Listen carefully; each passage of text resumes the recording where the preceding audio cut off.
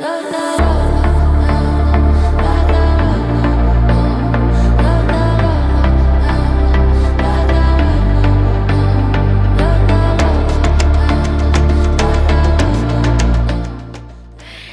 and welcome, Cauldron and Hearth family, to this week's Tarot Tuesday. We hope that you have had a great start to your week, and we want to throw you out some reminders before we jump right in with the Dark Fairy Tale deck that we're using this week.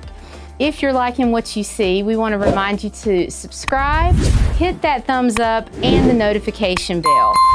And if you're really liking what we see or what you're seeing, and you have the inkling to come into the store, check out our new product video right up here. The link is in the description box below. We've got lots of new stuff, and we've got more stuff coming. So be sure to check that out.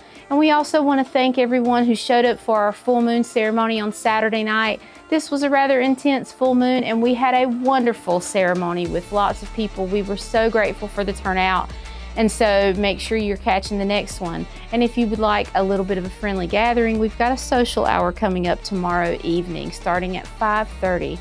Join us at our Mystic Gathering. We are so excited. There'll be a few light refreshments, and then we will just be sitting around and just hanging out with like-minded souls. Now, I think that's it for now. So let's jump into the reading. Like I mentioned earlier, we're using the Dark Fairy Tale deck this week, and actually this is a newer deck for me to be using. I haven't seen it before. Gypsy has put it on loan, and this deck is a beautiful deck. It's got some great artwork, and it infuses a lot of the fairy tales that we know and love, some of them more interesting than others, but let's go ahead and see what the cards have to say for us today, shall we? So, we have the Seven of Cups, and we have the King of Swords, along with the Queen of Swords, and the Magician. 4 cards came out today, so let's see what this is saying. With the Seven of Cups here, what I'm actually seeing is that there's been a little bit of confusion, a little bit of lost in delusion with some.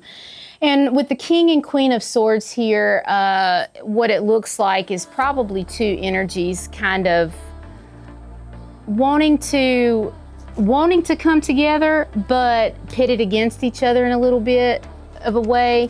There needs to be a lot of truth, a lot of discernment, but not truth with ruthlessness, truth with a little bit of compassion and wisdom behind it. But it doesn't mean that you forsake your discernment for the sake of anything else.